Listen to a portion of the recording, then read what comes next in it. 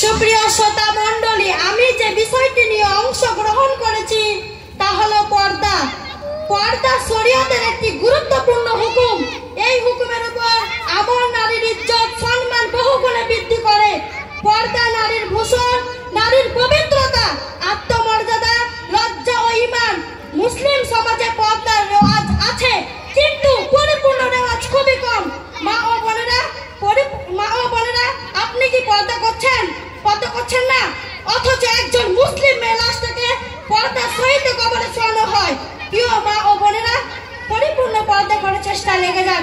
আপনাকে বেপর্দা চলতে পারে বান্ধবীটা হাসরের ময়দানে